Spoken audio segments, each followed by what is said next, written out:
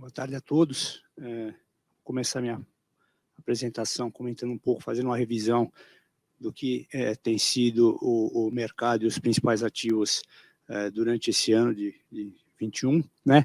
Começo pela Bolsa e claramente a gente teve aqui um vencedor na briga pela maior performance, que foi nos Estados Unidos, né? Uma performance muito boa, mas no geral, mercados desenvolvidos performaram bem, Europa performou bem, Japão performou bem, várias outras bolsas desenvolvidas performaram bem, e os emergentes, que era assim, existia uma visão no final do ano passado que com o avanço da vacinação e a melhora do Covid, ativos de risco e de emergentes poderiam performar, e não foi o caso, né? E, obviamente, temos ali o jogador que foi nocauteado, que foi o Brasil, né, apresentando aí a pior performance, principalmente quando a gente coloca tudo na referência dólar, né. E os Estados Unidos, assim, acho que se destacou por fundamento, tá? Ou seja, as empresas ao longo do ano foram divulgando resultados espetaculares, muito fortes, uma geração de caixa impressionante. Então, não é que o que está por trás dessa valorização toda das bolsas americanas tenha sido só uma política monetária muito expansiva e o fiscal também, que injetou bastante estímulo, mas você teve por trás de tudo isso uma performance das empresas muito forte, né? Um crescimento muito forte de lucro, todas as expectativas foram batidas, e, portanto, isso se refletiu aí no preço. Todo esse caixa, inclusive, fez com que as empresas fizessem muita recompra de ações, então, foi uma alta com consistência. Obviamente, a Bolsa Americana hoje trabalha num múltiplo que é acima da média histórica dela.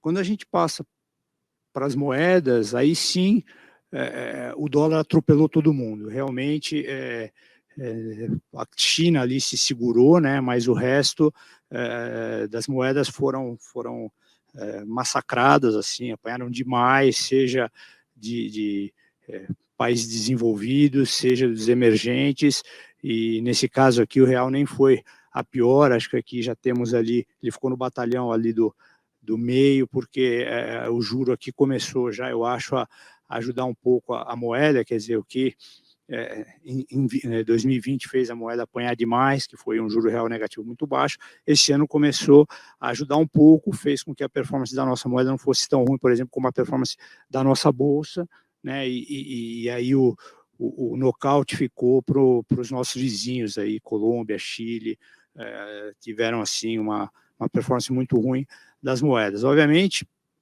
essa força do dólar, ela veio de todo esse crescimento, né, uma recuperação muito forte da economia americana, todos esses estímulos que foram feitos, e não só isso, mas também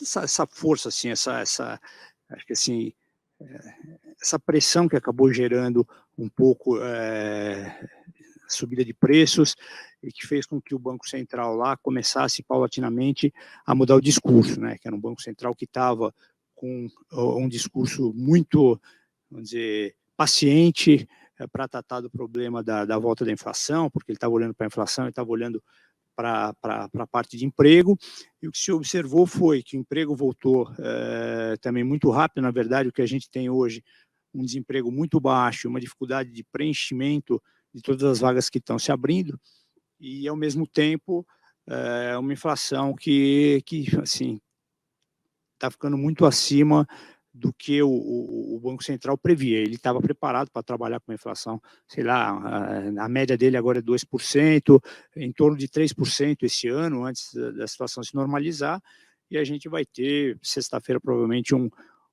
o CPI lá em torno de 6,9, assim. Então, uma inflação, como isso mostrou, bastante forte. Tudo isso acabou levando a uma revisão dos próximos passos do Fed, e isso acabou, eu acho que também dando um peso adicional aí à força do dólar, né? Então, um call que era também no final do ano passado, quase que um consenso, que seria um ano de recuperação das outras moedas, de maior convergência e talvez algum enfraquecimento do dólar, o que a gente viu foi justamente o contrário. Indo para os juros, aqui o Brasil aparece ali no topo, mas ninguém escapa, né? Todo mundo, assim, seja emergente, seja o mundo desenvolvido, está passando por uma alta nas suas curvas de juros, né? E o que está por trás disso é uma normalização, né? Ou seja, foi feito um esforço monetário muito grande no ano passado, quando começou a se lidar com os problemas da pandemia. Isso está tendo que agora ser normalizado, mas, além disso, o aparecimento de uma inflação mais alta também fez com que esse processo tivesse que ser um pouco mais rápido, e o caso aqui do Brasil é exemplar, é hoje o país que está subindo o juro de maneira mais forte, e isso acabou se refletindo também na sua curva de juros inteira, né? Depois, um outro tema que foi bastante importante, quente esse ano, foi o tema das commodities, né? Porque tivemos aí não só uma alta muito forte do petróleo, que, aliás, contribuiu para ajudar assim, a colocar pressão na inflação e não só, né? Como também a tirar renda e assim, criar um certo mal-estar, mas as commodities metálicas também tiveram assim comportamentos, muita volatilidade e movimentos grandes, né? Coloquei aí algumas, o cobre, por exemplo, que são dados de sexta-feira, está com uma alta de 22% no ano, mas chegou a quase 40%, né? E o minério de ferro, que até sexta-feira estava com uma queda de 38%, ele chegou a subir 44%, reverteu tudo, caiu 38%, e de sexta-feira para cá já subiu 14%. Então, assim, são movimentos muito grandes, tem aqui eu acho, um caráter bastante importante de posicionamento de fundos, é um mercado que passou a ter um pouco mais de participantes de fora assim, não produtores, não consumidores, mas sim muito mais o pessoal que faz posições especulativas, né? E isso trouxe bastante volatilidade aí também para esse mercado de commodities. Indo agora para os temas que acho que vão ser os mais importantes para o ano que vem, claramente para mim esse aqui é o tema principal, né? Que é o da normalização da política monetária, porque você com essa alta toda da inflação, os bancos centrais estão tendo que começar a se mexer, e obviamente hoje a gente tem 3 grupos com comportamentos bastante distintos, né? O primeiro grupo é aquele dos bancos centrais que já estão agindo, né? Tem o nosso Banco Central, né? O Banco Central do Brasil, mas também já temos o Banco Central da Coreia, outros bancos centrais aí que já começaram o aperto monetário, né? Temos aí os bancos centrais que já estão em aquecimento, né? Ou seja, estão preparando, aí são bancos centrais um pouco maiores e, portanto, estão fazendo com mais calma, preparando aí o mercado para os próximos movimentos, e aí a gente tem o próprio Fed, a gente tem o Banco da Inglaterra, alguns bancos importantes aí, o Canadá, que inclusive tem reunião essa semana, são bancos que já estão preparando o terreno para a normalização, seja no primeiro passo fazendo o tal do tapering, que é reduzir e acabar com a injeção de liquidez que eles vêm fazendo desde a época do Covid, né? Para depois disso começar aí ao ciclo de alta de juros, né? E o que vai assim definir timing, velocidade desses apertos, extensão do ciclo, taxa final, tudo isso vai estar muito ligado ao comportamento da inflação. Então, eu não coloquei aqui como tema a inflação, mas, obviamente, normalização da política monetária vai vir junto com a discussão sobre inflação. Se a inflação realmente vai ser um transitório mais longo, mas vai voltar para um nível mais normal e não ser uma inflação persistente, ou se os bancos centrais realmente perderam o controle. A gente aqui acha que pode demorar um pouco mais, mas porque, como o Daniel Wicks mostrou, você ainda tem um descasamento entre oferta e demanda, né? Mas acho que isso vai se acertar aos poucos. É importante, enquanto esse equilíbrio vai acontecendo, que os bancos centrais sejam capazes de, por outro lado, tentar ancorar expectativas via uma normalização dos juros. Então, acho que essas estratégias desses três grupos vão estar muito ligadas com o que for acontecendo do lado da inflação. O terceiro grupo, só para terminar, é o grupo daqueles bancos centrais que estão, eu coloquei aqui ainda em repouso, são os que estão mais pacientes, que assim não querem nem ouvir falar em alta de juros, inclusive muitos deles com taxas negativas, né? O caso do Banco Europeu, do Banco da Suíça, do Banco do Japão. Então, são aí os bancos que vão ficar, eu diria, para o terceiro grupo, vão demorar um pouco mais para poder agir, né? Uma coisa importante é que, como para nós esse é o tema mais importante para o ano que vem, a gente realmente se debruça muito em cima desses três grupos e das suas estratégias para poder ali definir principalmente as alocações que a gente faz no mercado de moedas, né? Obviamente, o grupo de cima acaba dando mais suporte às suas moedas, o grupo de baixo menos suporte. Então, que a gente, assim, parte das nossas moedas que estamos comprados vem ali desse batalhão do meio, e as que estão vendidas do grupo de baixo, né? O segundo tema, que é a normalização fiscal, assim, se a gente lembrar o que aconteceu ano passado, foi feito um esforço conjunto, monetário e fiscal, para tentar evitar que as economias colapsassem, e agora você entra na fase em que esse esforço fiscal, que na prática é feito via endividamento, comece a ser reduzido. À medida que você tem um pouco mais de restrição fiscal, obviamente você tem menos estímulo para o crescimento. E aí, eu quero apresentar esse case da Europa, que acho que a Europa vai trabalhar de uma maneira um pouco diferente, porque, em retrospectiva, a Europa, depois da crise da grande crise financeira de 2008, ela passou por uma crise de risco soberano, né, em 2011 e 2012, começou com Grécia, mas no final acabou contaminando toda a dívida da Europa, e que só começou a ser controlada quando o Draghi, que era presidente do Banco Central Europeu na época, falou: eu vou fazer o que for preciso, o famoso whatever it takes, né, e começou a comprar papéis da dívida, e isso começou a controlar o descontrole que estava acontecendo nas taxas de juros dos papéis europeus, né? E aí a crise foi se amainando e acabou.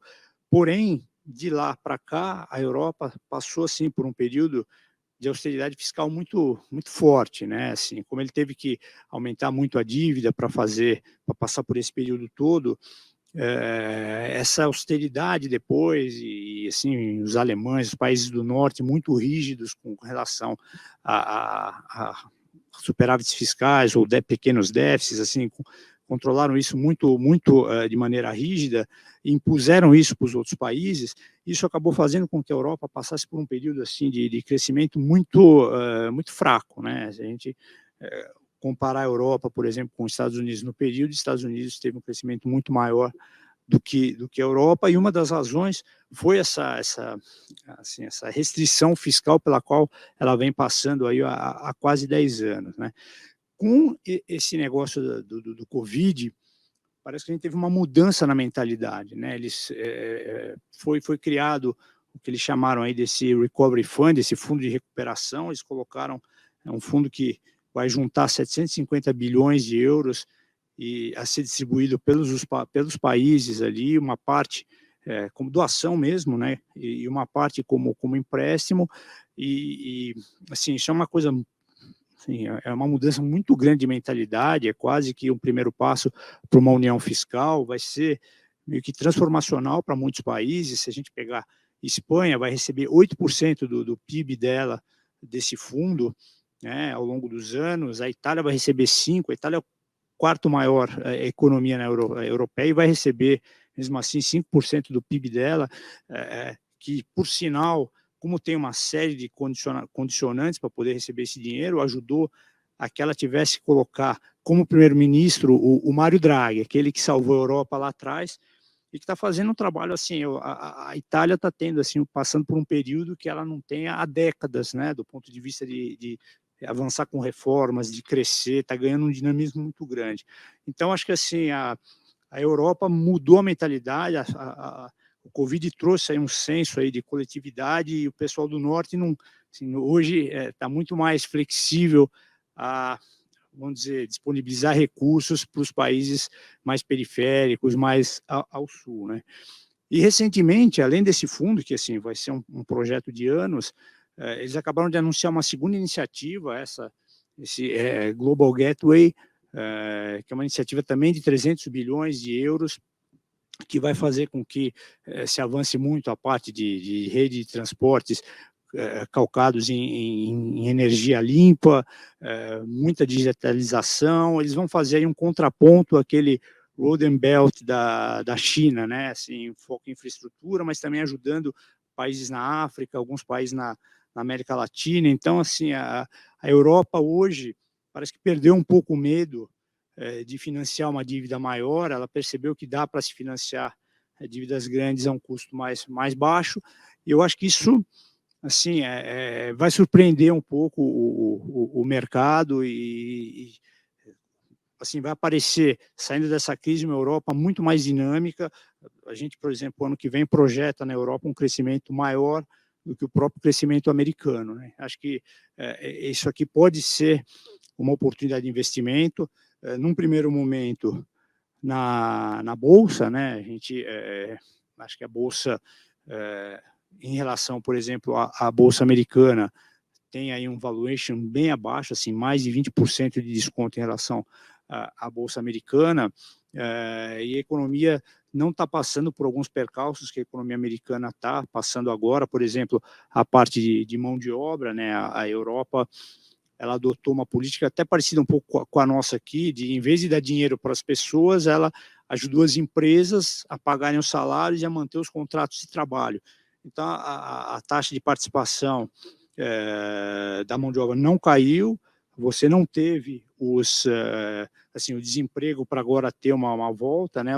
Os empregados ficaram todos lá, o governo ajudou, e, portanto, não está faltando mão de obra. Eu acho que isso aí, hoje, é um bottleneck nos Estados Unidos, não é um problema na Europa. Uma outra coisa que, assim, que hoje está muito em moda, que é o ESG, a energia limpa, etc. Assim, a Europa já está adiantada nessa agenda, né? E acho que, por exemplo, 75% da capacidade eólica do mundo offshore está na Europa. Então, eles estão muito assim evoluídos nesse negócio. Acho que tudo isso vai fazer com que a percepção do mercado em relação à Europa seja de surpresa. Assim, acho que vale, é uma boa tese de investimento. E num primeiro momento, bolsa, eu acho que mais para frente até a moeda, porque hoje assim é um consenso entre a maioria dos researches, a indicação de venda no euro. Eu acho que isso até pode durar um pouco mais, mas assim, a partir de meados do ano que vem, eu realmente tomaria cuidado com posições vendidas em euro. Acho que o euro também vai começar a se fortalecer a partir de um certo momento aí. Então, deixo aqui essa ideia. A gente está esperando um pouco esse negócio do Covid lá, mas acho que assim, já é uma visão assim, que a gente tem no geral e também para a Europa, que o Covid, do ponto de vista de efeito de mercado, vai ter cada vez menos influência. Acho que os lockdowns vão ser cada vez menores, até porque são rejeitados hoje pela população, então tem muita resistência a você fazer grandes lockdowns. Então, acho que, do ponto de vista de mercado, as manchetes assustam um pouco, mas isso acaba logo se dissipando. Isso acabou derrubando a bolsa lá, acho que agora começa aí de novo a achar um suporte e parece aí uma boa oportunidade para nós.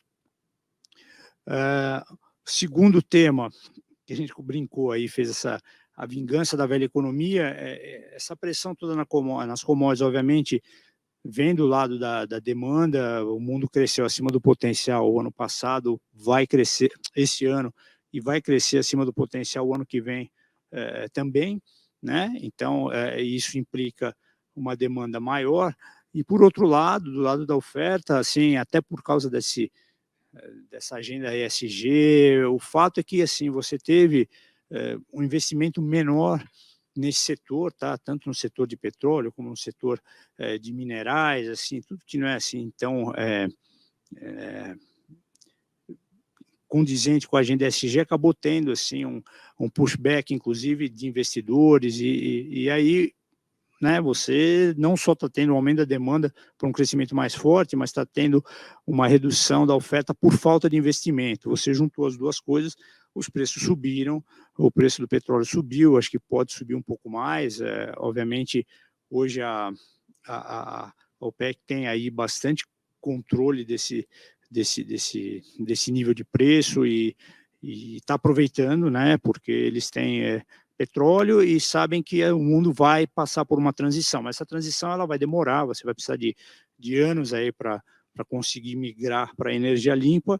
Enquanto isso, até porque realmente se os investimentos não voltarem, o preço deve ficar aí com um patamar bastante mais alto.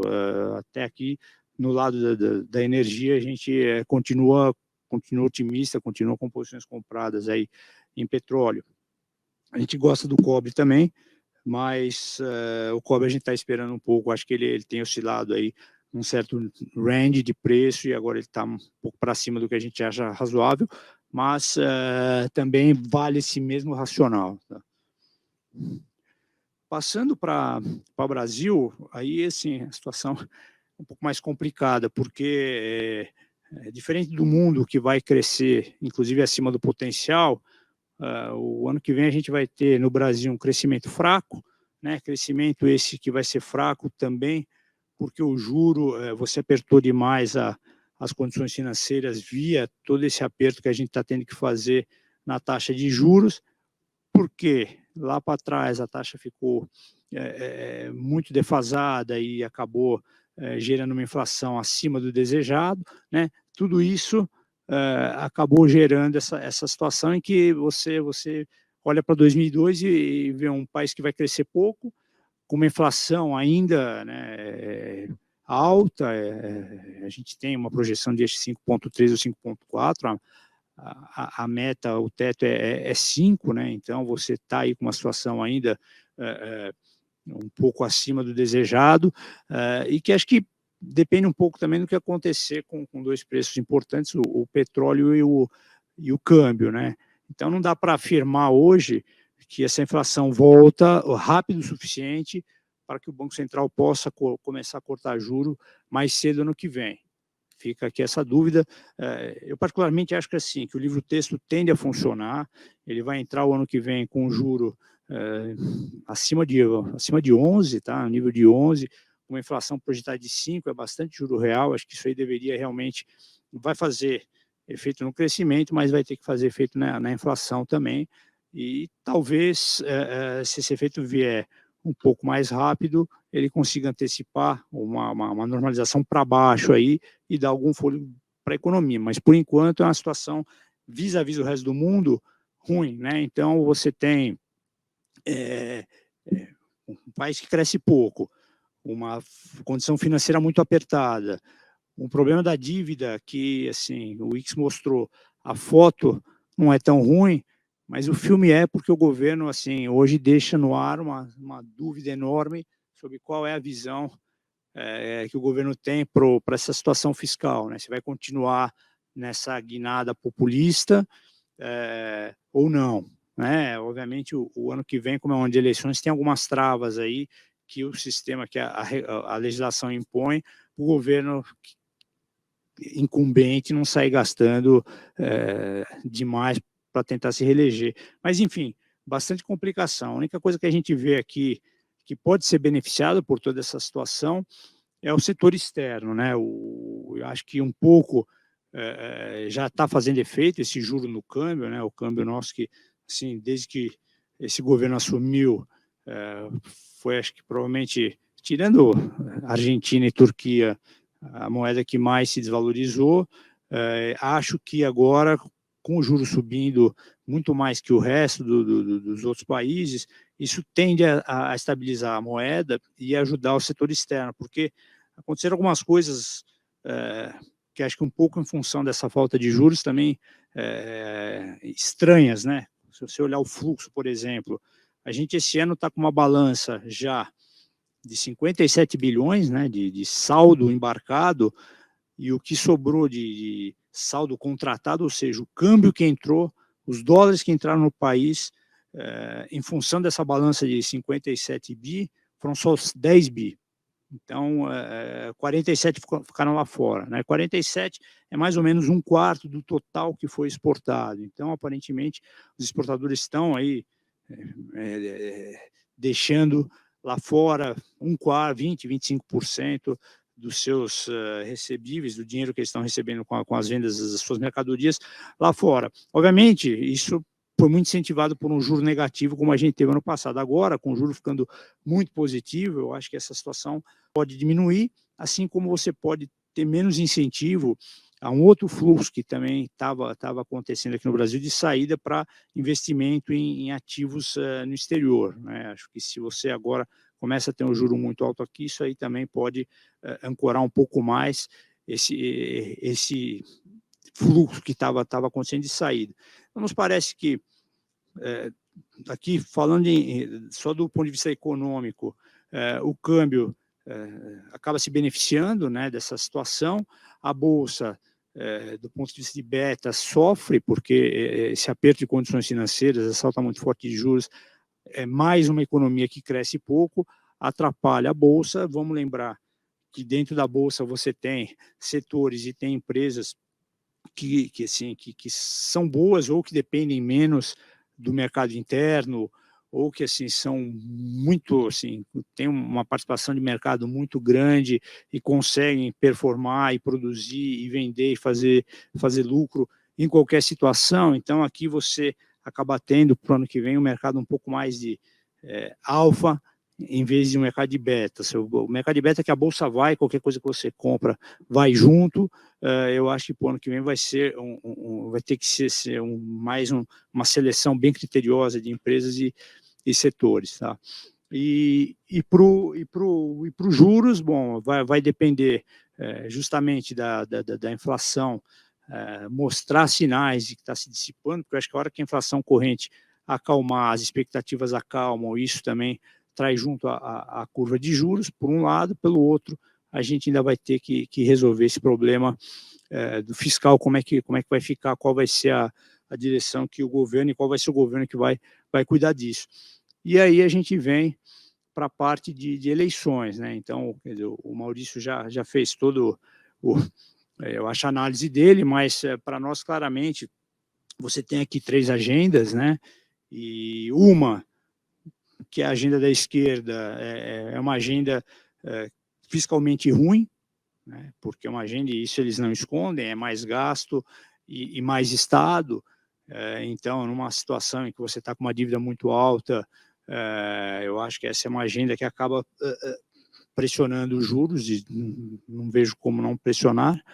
Você tem, se der Bolsonaro, uma agenda, uma dúvida sobre qual é a agenda, na verdade, porque a gente viu que eles abandonaram aos poucos aquela agenda de 2018, agora fica a dúvida se esse é um populismo temporário, por causa da reeleição, e depois, em caso de vitória, eles voltariam para aquela agenda mais pró-mercado e liberal, ou se vai ser um governo aí de centrão, mais populista mesmo, com pouco apreço à parte fiscal. Então, isso aqui hoje é uma dúvida, e se vier aí a terceira via, seja Sérgio Moro com Pastore, Dória com Meirelles, eu acho que, para o ponto de vista de percepção do mercado, seria aí seria muito bem visto, e você teria muitos upsides na parte dos ativos brasileiros, né?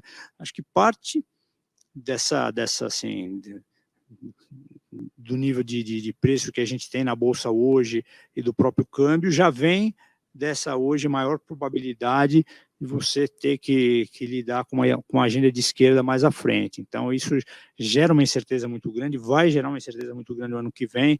Então, vai ser um ano em que pesquisas, equipe de governo, Congresso, governadores, tudo isso vai formar aí uma medida de informações que vai trazer bastante volatilidade, né? Vai ser um ano que eu diria para o Brasil, como a maioria dos anos de eleição, muito volátil, com várias dúvidas. Aí a gente vai ter que navegar um pouco esses né, ups and downs, com certeza vão vir. E para encerrar, só dar uma ideia para vocês de como está a carteira do fundo hoje.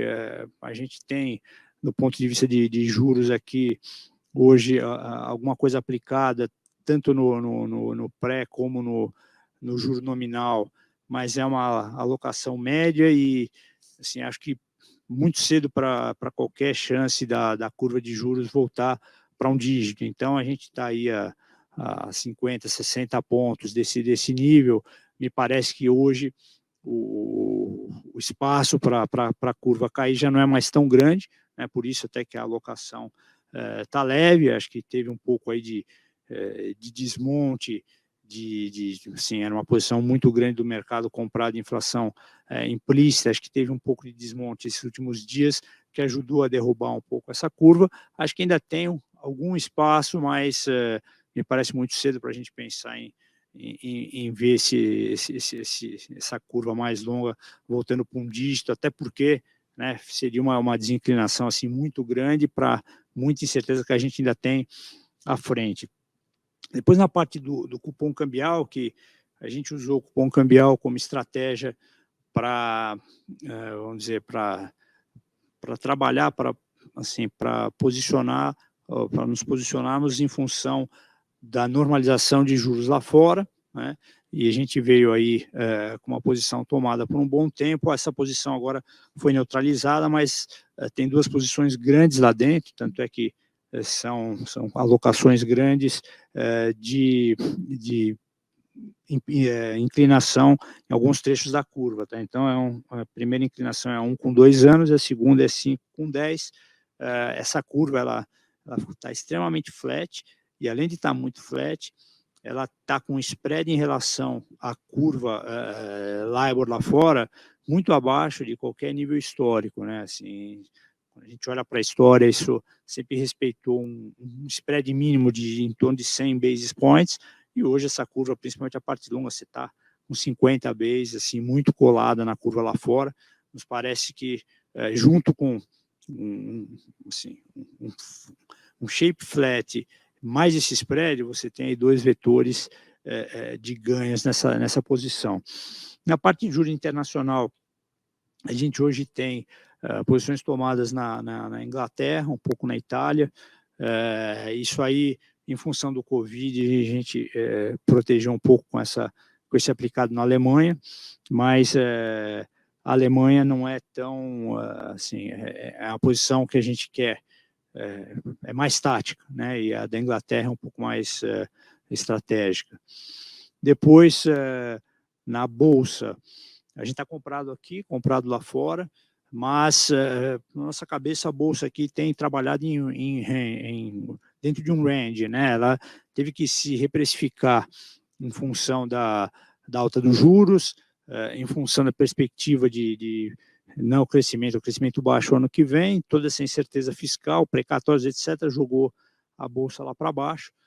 E a gente assim tem trabalhado esse nível 102, 109 aí, e me parece que vai ficar por aí por enquanto, a menos que você tenha realmente um fim de ano muito forte lá fora que acabe levando um pouco a nossa bolsa. Mas aqui eu acho que você, assim, ao longo do mês passado, um pouco esse mês, um movimento de resgate grande que acabou gerando, assim, uma certa liquidação de papéis para poder fazer frente a esses resgates. Acho que isso também ajuda a explicar por que a Bolsa caiu tanto, né? Acho que esses resgates, se começarem a se reduzirem, também pode trazer um pouco mais de estabilidade aí para o mercado.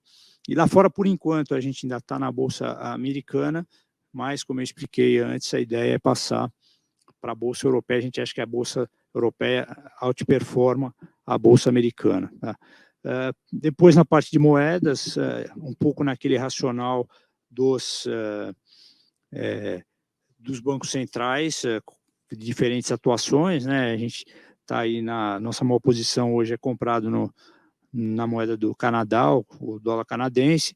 Temos um pouco de euro fazendo ali par com o ien que são os vendidos, e vendido em Audi e México, Audi, justamente por ser um banco central que está mais no terceiro grupo, e o México porque assim, a gente está vendo muita interferência do governo ali no Banco Central. As últimas nomeações foram de pessoas com nível muito abaixo do que costumava ser, me parece alguma vontade de interferência ali, então isso chamou aí um sinal de alerta para a gente está acompanhando isso um pouco mais de perto.